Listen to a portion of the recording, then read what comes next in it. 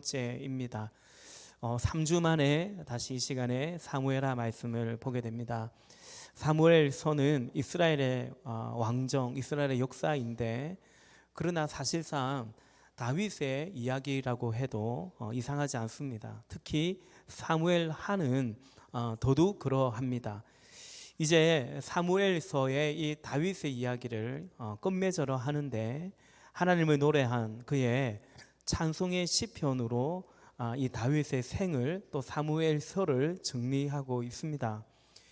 3주 전에도 말씀드린 것처럼 이 사무엘하 22장은 시편 18편과 그 상황적으로도 그렇고 내용적으로도 그렇고 거의 똑같습니다. 그래서 사무엘하 22장 1절에 보면 주님께서 다윗을 그의 모든 원수의 손과 사울의 손에서 건져주셨을 때에 다윗이 이 노래로 주님께 아뢰었다. 이 시편의 배경이 무엇인가라는 거죠.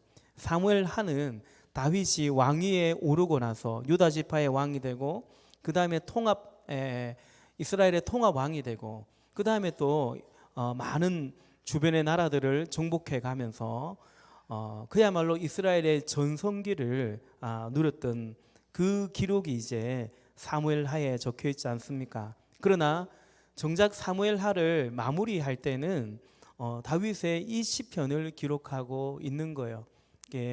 그래 말씀드렸죠.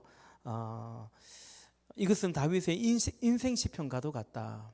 지금 이 사무엘하 22장의 시편 18편의 배경은 다윗이 원수들에게, 특별히 사울에게 쫓겨다닐 때에 하나님을 고백한 노래인데, 그러니까 그런 고난의 시기일 때도, 또한 이제 왕으로서 그야말로 전성기를 누리는 그때도 결국 다윗의 삶이라는 것은, 더 나아가 우리의 삶이라는 것은 하나님과의 거리고 하나님과의 관계 안에서의 시간이다. 바로 그것을, 결국 인생이라는 것은, 역사라는 것은 바로 그거다라는 것을 이 사무엘서가 우리에게 알려주고 있다라는 것입니다. 우리 이 3주 전에는 오늘 본문의 앞구절인 22장 1절과 7절까지 말씀을 보았습니다. 다윗의 생애는 고난의 연속, 시련의 연속이었다라는 거죠. 왜냐하면 그가 하나님의 뜻을 품고 그 뜻을 따르는 믿음의 길을 가고자 했기 때문입니다. 그 시련 속에서 다윗은 기도하였습니다. 그리고 하나님은 응답해 주셨습니다. 그래 말씀드렸죠. 다윗은 자신의 삶을 한마디로 고백한다면 내 삶은 기도였고, 그리고 하나님의 응답이었다라는 것입니다. 22장 7절 말씀에 내가 고통 가운데서 주님께 부르짖고 나의 하나님을 바라보면서 부르짖었더니 주님께서 그의 성전에서 나의 간구를 들으셨다. 주님께 부르짖은 나의 부르짖음이 주님의 귀에 다다랐다. 아멘. 그렇게 기도했어요. 그리고 이제 오늘 본문에서는 하나님이 응답하셨는데, 그 하나님의 응답에 대해서 구체적으로 고백하며 그 하나님을 찬양하고 있습니다. 다윗이 기도했다라는 것은 그냥 한 구절, 하나의 표현이죠. 내가 어떻게 기도했고, 내가 얼마나 기도했고, 어떤 분처럼 나는 며칠을 금식하면서 기도했고, 얼마나 몇 시간씩 기도했고, 다윗은 사실은 그런 말을 하지 않아요. 나는 하나님께 부르짖었다라는 것입니다. 그런데 하나님은 응답하셨는데, 오늘 우리가 함께 본문을 읽었지만 이렇게 구체적으로, 이렇게 위대하게, 이렇게 놀랍도록 응답하셨다. 내 기도에 초점을 맞추지 않고 응답하신 하나님께 초점을 맞추고 있음을 보게 됩니다. 다윗은 지금 그 말을 하고 싶은 거예요. 나의 기도가 대단한 것이 아니라 응답하신 하나님이 위대하시다라는 그 하나님을 높이고 있는 것입니다. 여러분, 그렇습니다. 오늘 우리 유진 목자의 간증처럼, 또 우리 예지 목녀님의 간사님의 간증처럼 우리가 하나님께 기도드리고 우리가 무엇인가 섬기는 것, 그것이 뭡니까? 그것이 곧 하나님의 은혜고 우리에게 주신 축복이다 라는 고백이죠.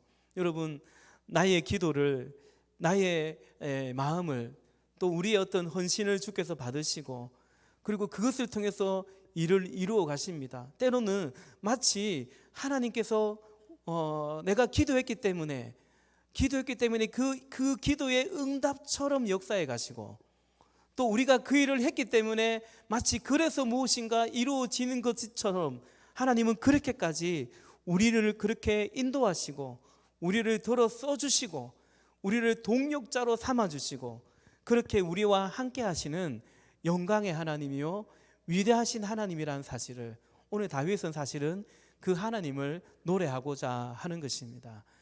기도했더니 부르짖었더니 이렇게 응답하시는 작은 자의 신음에도, 오늘 이 시편의 배경은 뭡니까? 다윗이 왕이 아니에요.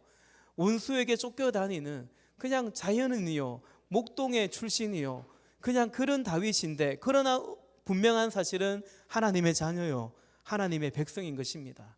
세상으로 볼 때는 더욱이 다윗을 쫓고 있는 사울 왕에 비하면 다윗은 정말 아무것도 아니지만, 그럼에도 하나님께서는 작은 자의 신음에도 응답하셨다라는 그 하나님의 응답하신 하나님을 오늘 다윗이 노래하고 있는 것입니다.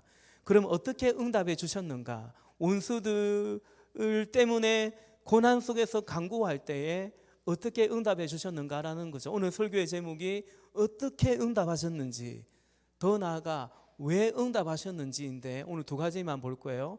1부 예배 때 설교를 25분 했더라고요.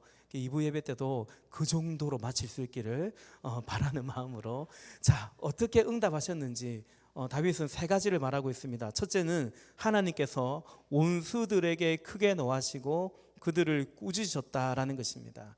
다윗은 지금 그 원수들에게서 건져달라고 기도하잖아요. 하나님은 그 원수들을 향해서 노하시고 그리고 꾸짖으셨다라는 겁니다. 8절에 보니까 주님께서 크게 노하시니라고 말하죠.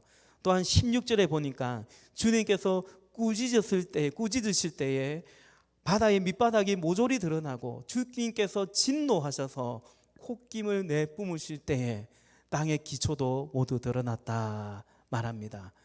하나님께서는 당신의 백성을, 그 다윗을 괴롭히는 자들에게 노하셨고, 또 그 원수들에게 그의 진노를 쏟아 부으셨다라는 것입니다. 여러분, 우리는 여기서 다윗의 기도에 응답하시는 우리 하나님의 감정을 보게 됩니다. 하나님은 화가 나셨어요. 노하셨습니다. 이 죄악에 대해서, 불의에 대해서 심판하시고 진노하시는 하나님이죠. 그런데 그것도 맞지만 그것을 뛰어넘어서 누가 내 아들을 괴롭히냐, 누가 나의 자녀를 괴롭히냐, 누가 다윗을 괴롭히냐라고 마치 그 자녀의 원수를, 자식의 원수를 향해서 진노하시는 하나님 아버지의 모습을 우리는 보게 되는 것입니다. 두 번째, 하나님께서 응답하시되 어떻게 응답하셨는가? 하나님은 다윗을 그 위기 가운데 건져주셨고 또 살려주셨다라는 것입니다. 우리 17절입니다. 17절, 주님께서 높은 곳에서 손을 내밀어 나를 움켜잡아 주시고 깊은 물에서 나를 건져주셨다. 18절, 우리 18절을 같이 읽읍시다. 주님께서 원수들에게서, 나보다 더 강한 원수들에게서 나를 살려주시고 나를 미워하는 자들에게서 나를 살려주셨다. 아멘. 다윗의 기도는 고난 가운데서, 위기 가운데서 건져달라는 기도, 살려달라는 기도였어요. 그러면 하나님의 응답은 뭐냐? 다윗을 건져주셨어요. 살려주셨습니다. 하나님은 실수하지 않으십니다. 건지시고 구원하시고 살리십니다. 세 번째, 다윗이 고난 속에서 간구할 때 하나님께서 어떻게 응답해 주셨는가? 세 번째는 하나님은 다윗의 의지가 되어 주셨고, 그리고 그를 넓고 안전한 곳으로 인도하시고 옮기셨다라는 것입니다. 우리 마지막 19절과 20절도 한 번 더 같이 읽으십시다. 시작. 내가 재난을 당할 때에 원수들이 나에게 덤벼들었으나 주님께서 오히려 내가 의지할 분이 되어 주셨다. 이렇게 나를 좋아하시는 분이시기에 나를 넓고 안전한 곳으로 데리고 나오셔서 나를 살려주셨다. 아멘. 시련 속에서 건져주시는데, 그냥 그렇다고 하나님께서 그 위기를 넘어가고 또 위기를 넘어가고, 그러나 계속 위기 속에 고난 속에 머물도록만 인도하시는 분이 우리 하나님이 아니시라는 거죠. 하나님은 그 고난 속에서 다윗의 우리의 의지가 되어 주실 뿐만 아니라 20절의 고백처럼 나를 넓고 안전한 곳으로 데리고 놓으셔서 옮기셨다라는 것입니다. 우리가 때로는 고난을 통과하며 혹독한 시련 가운데, 그때도 주님께서 우리를 도우셔서 우리로 하여금 인내하게 하시며 그 속에서 우리를 연단해 가시는 하나님이신데, 그러나 계속해서 그냥 그런 상황에 우리를 내버려 두시는, 늘 고통과 고난 가운데 죽게 부르짖게만 만드시는 하나님은 다만 그런 하나님이 아니라고, 하나님께서 그 고난 가운데 나를 건지시고 응답해 주셨을 뿐만 아니라 나를 더 넓고 안전한 곳으로, 새로운 곳으로 우리를 옮기시고 인도해 주셨다 고백합니다. 사랑하는 여러분, 이처럼 우리가 간구할 때에 하나님은 응답하시는 줄로 믿습니다. 하나님의 응답은 완전하십니다. 구체적이고요, 실제적이고요, 시기적절하십니다.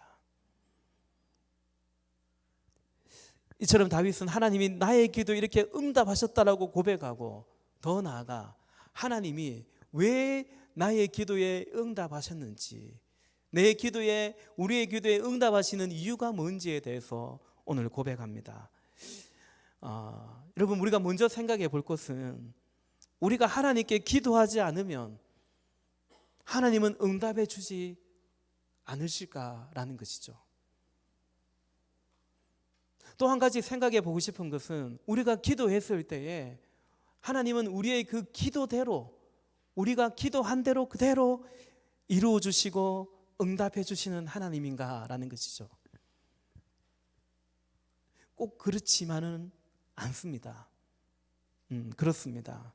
우리가 기도하지 않아도 하나님은 다 아시고, 우리가 구하지 않아도 우리에게 필요한 것들을 하나님이 채워주시기도 하십니다. 마태복음 6장에서 예수님께서 너희가 구하기 전에 너희에게 있어야 할 것 너희 하늘 아버지께서 다 아신다 말씀하셨습니다. 또 두 번째, 우리가 기도해야만, 그래야만 응답해 주시는 하나님인가? 꼭 그렇지도 않습니다.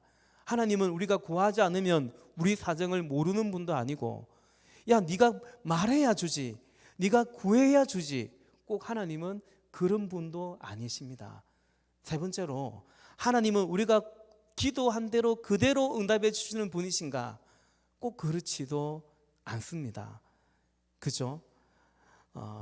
에베소서 3장 20절 말씀에 우리가 구하거나 생각하는 것 그 이상으로 더욱 넘치게 주실 수 있는 분, 우리가 생각하고 우리가 기도하는 것 그 이상으로 더 넘치게 주시는 하나님이라고 말씀하고 고백하죠. 여기서 우리가 생각하고 구한 것보다 그 이상으로 더 넘치도록 주신다는 것은 꼭 더 많이 주신다는 그런 뜻만은 아닙니다. 정확하게 말씀드리면 더 선하게 응답하신다는 것입니다. 나는 100만 원 달라고 기도했는데 하나님은 선하게 응답하셔서 우리에게 10만 원만 주시기도 하세요. 그러니까 여러분, 우리 기도대로만 하나님은 응답하시는 것이 아니고, 하나님은 더 선하게, 때로는 더 넘치게, 더 많이, 때로는 더 적게, 때로는 우리의 기도를 거절하심을 통해서도 응답하시는 거예요. 그런 것입니다. 종종 말씀드리지만 저희 집에 아이가 있잖아요. 우리 아이들이 아직 어리잖아요. 아이는 아이의 수준에서 저에게 구합니다. 요청합니다. 의지간하면 그 아이가 바라는 것 응답하고 이루어 주기도 하지만, 그러나 꼭 그대로 제가 응답하지는 않습니다.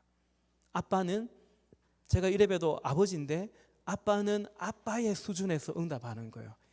그것이 그 아이에게 필요한지, 아니 그것을 주면 오히려 이 아이에게 위험한 것은 아닌지, 안 좋은 것은 아닌지 그래서 아이에게 더 선하게 응답하죠.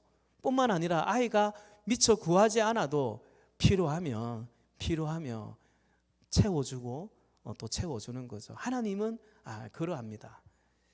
여러분, 그렇다면 우리가 기도하지 않아도 다 아시고 꼭 기도해야만 응답하는 것도 아니고 기도한 대로만 응답하시는 것도 아니신데, 근데 우리는 왜 기도를 해야 할까요?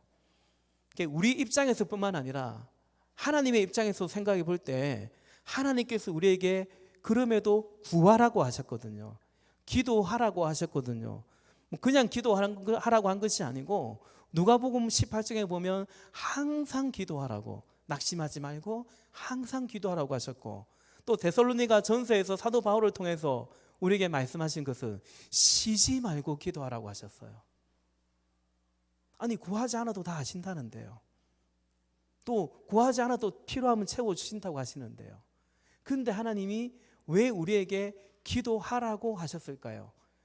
그래서 우리는 왜 기도를 해야 할까요?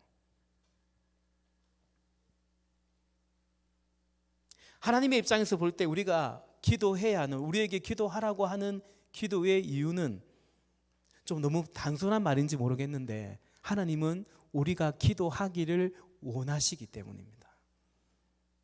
왜 하나님께 기도해야 되냐면요, 하나님께서 기도하기를 원하시기 때문입니다.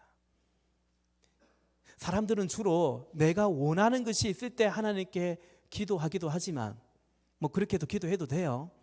그러나 사실은 하나님이 왜 우리에게 우리가 왜 기도해야 되냐면 하나님이 우리에게 기도하기를 원하시기 때문이에요. 그렇다면 하나님은 왜 우리가 기도하기를 원하실까요? 그것은 우리를 좋아하시기 때문입니다. 우리를 사랑하시기 때문입니다. 여기서 여러분, 기도는 이 말씀에서, 지금 드리는 이 말씀에서 우리는 기도가, 성경이 말하는 기도가 무엇인지를 우리는 이해할 수 있습니다. 기도는 무엇입니까? 기도는 하나님과 함께 하는 것입니다. 그것이 기도이고요. 그래서 그것이 또한 기도의 응답이기도 합니다. 조금 애매한 말이, 단순한 말인데 좀 어려운 말이 될지 모르겠는데요. 내가 기도한다면, 그래서 주님 앞에 머문다면 그것 자체가 기도의 응답이기도 한 것입니다. 하나님이 우리가 기도하기를 원하시는 것은 좋아하시기 때문에. 좋아하면 어떻게 하고 싶어요? 좋아하는 사람하고는 어떻게 하고 싶어요? 같이 있고 싶죠. 같이 있고 싶은 거예요. 그러니까 하나님이 여러분과 같이 있기를 원하세요. 둘만의 시간을 갖기를 원하십니다. 이것이 성경이 말하는 기도고, 성경이 말하는 기도의 이유이고, 성경이 말하는 기도의 응답이기도 합니다. 하나님께서는 항상 기도하라, 쉬지 말고 기도하라고 말씀하신 것처럼 우리와 사실은 항상 함께 계시고 쉬지 않고 응답하시고, 그게 하나님이 우리에게 원하시는 것입니다. 그걸 누가 깨달았냐면 다윗이 깨달았어요. 그게 다윗이 오늘 20절에서 하나님께서 내 기도에 응답하셨는데 왜 내 기도에 응답하셨는지 이렇게 고백하죠. 20절에 보니까 이렇게 나를 좋아하시는 분이시기 때문에. 하나님이 왜 내 기도에 응답하셨냐면 내 사정이 딱해서, 내가 불쌍해서 그렇기도 하죠. 그런데 하나님이 나를 좋아하셔서, 개역개정에 보면 나를 기뻐하셔서, 그래서 하나님이 나의 기도에 응답하셨다. 다윗이 그 고백을 하고 있어요.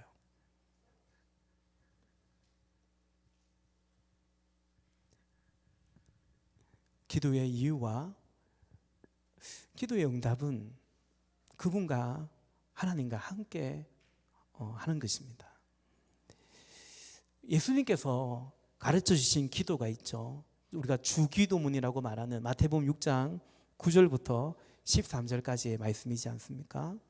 그게 보면 6장 9절과 10절만 보면 그러므로 너희는 이렇게 기도하여라. 하늘에 계신 우리 아버지 그 이름을 거룩하게 하여 주시며 그 나라를 오게 하여 주시며 그 뜻을 하늘에서 이루신 같이 땅에서도 이루어 주십시오. 그 다음에 이제 너희는 이렇게 기도해라. 이것을 구하라고 한 거예요. 일용할 양식도 구하고 우리를 시험에 들게 하지 않도록 또 기도하라고 하고 우리가 다른 사람 죄도 용서한 같이 우리의 죄도 용서해 주시기를 우리를 악에서 건져 주시기를 마땅히 기도하라 하셨습니다. 기도하는 것입니다. 그런데 여러분 너희는 이렇게 기도하라고 할 때에 이 기도의 시작은 뭡니까? 하늘에 계신 우리 아버지입니다. 어떻게 우리가 기도할 수 있습니까? 우리가 기도할 수, 우리의 기도가 가능한 것은 뭡니까? 하나님과의 관계 때문이죠. 그분이 우리의 아버지라면, 아버지가 아니라면 어떻게 기도하겠습니까? 뭘 기도하겠습니까? 우리의 기도가 가능한, 기도할 수 있는 이유, 그리고 사실은 우리의 기도의 응답이 뭐냐면 하늘에 계신 우리 아버지입니다. 그래서 예수님을 영접하기를 원하는 거죠. 예수님을 영접했을 때 우리가 하나님의 자녀가 되고 우리가 하나님께 이렇게 기도할 수 있는 거죠. 우리의 기도 가운데, 지금도 여기 계신 분들 가운데도 우리의 기도 가운데 가장 간절한 기도요, 우리가 사모하는 가장 간절한 기도 응답이지 않습니까? 이것이 믿지 않는 가족이 있는데 하나님, 저의 오랜 기도였어요. 하나님, 저의 어머니도 저의 아버지도 우리 어머니의 아버지의 하나님이 되어주세요. 저의 하나님 아버지일 뿐만 아니라 제가 사랑하는 저의 가족의 아버지도 되어주세요. 우리가 품고 있는 우리 VIP의 하나님도 되어주세요. 이것이 우리의 기도요, 사실 우리의 기도 응답 아닙니까? 우리 선교사님이 그 선교를 해서 결국 뭘 바라겠습니까? 하나님, 선교하는 이유도 결국 어디에 있겠습니까? 우리가 구하지 않아도 하나님이 우리의 것을 주신다. 그분이 우리의 아버지이시기 때문이죠. 우리가 기도한 대로, 사실 우리 기도는 때로는 잘못한 기도가, 잘못된 기도가 있거든요. 종종 말씀드린 것 같아요. 저만큼만 살아도 내 기도대로 됐으면 알구야 큰일 날 뻔한 게 한두 번이 아닙니다. 내 기도대로 안 됐기 때문에 다행스러운 게 사실은 많거든요. 여러분, 내 기도대로만 하나님이 응답하신다면 얼마나 기도하면서 불안할까요? 기도 잘해야 됩니다. 잘못하면 큰일 나요.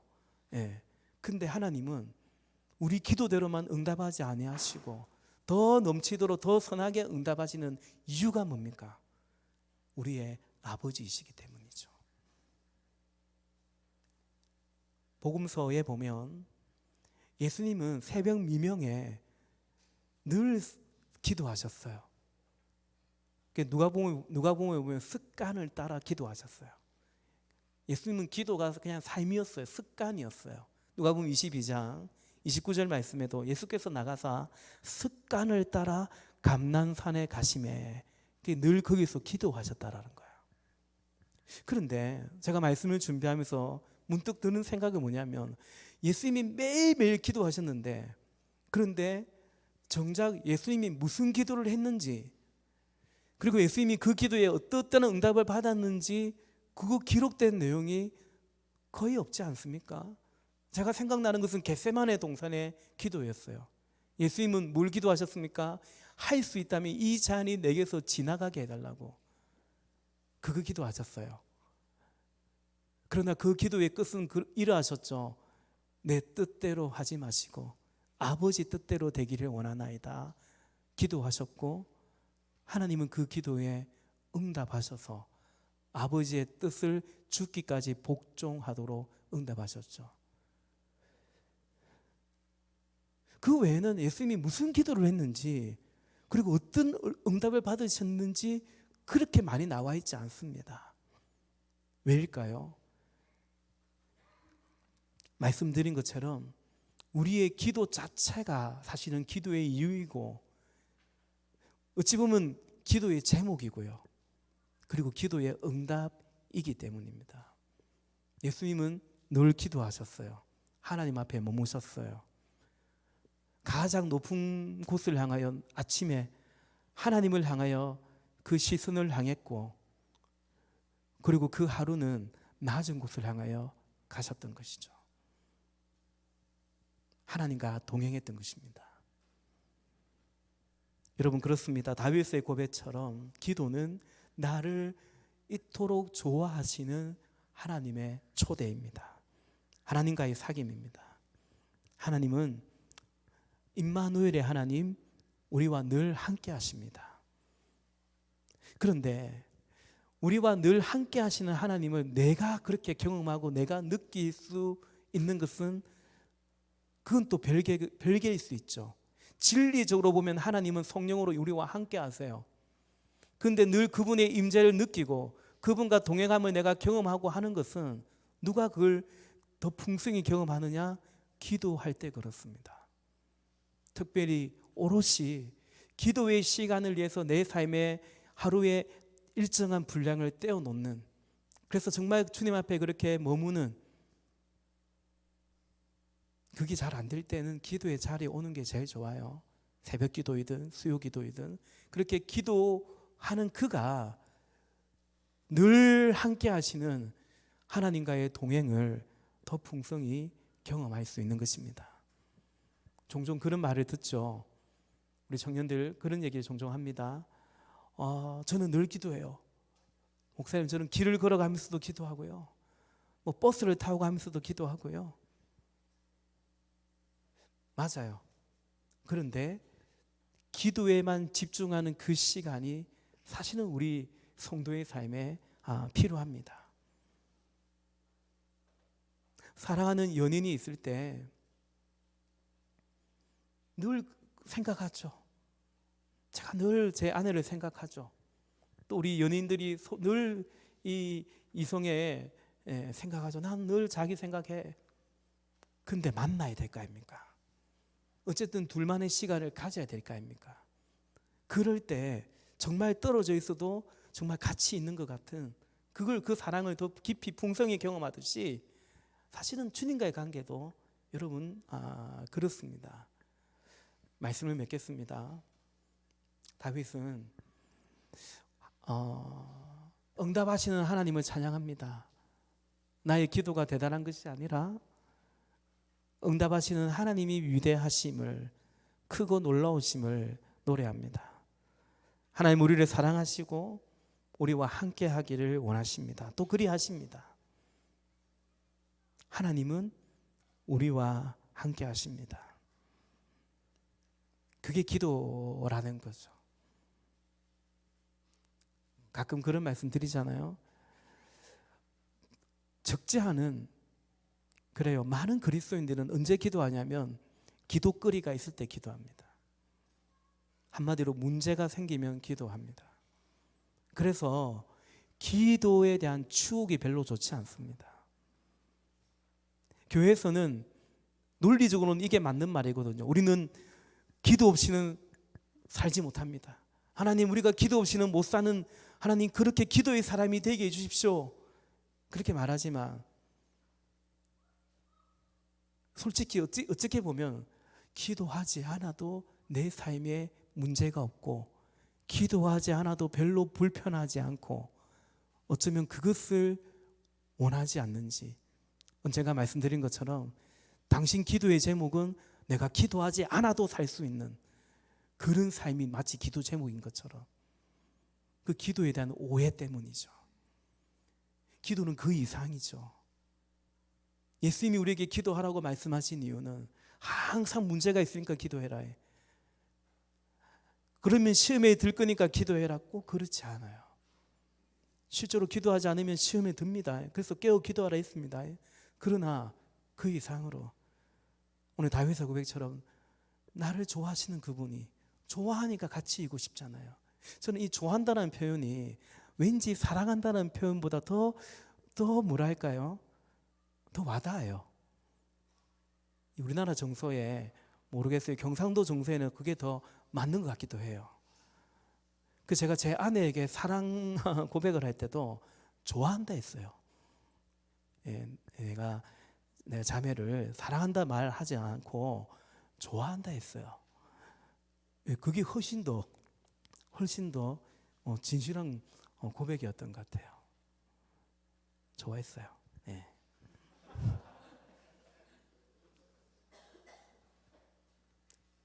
기도는 하나님께 함께하는 것이에요.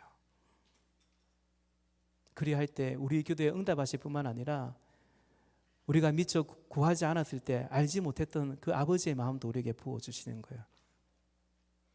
기도만 그런 것이 아닙니다. 그리스도인의 삶은, 우리 인생은 하나님과 함께하는 것입니다. 그것 자체가 의미가 있고 가치가 있는 것입니다.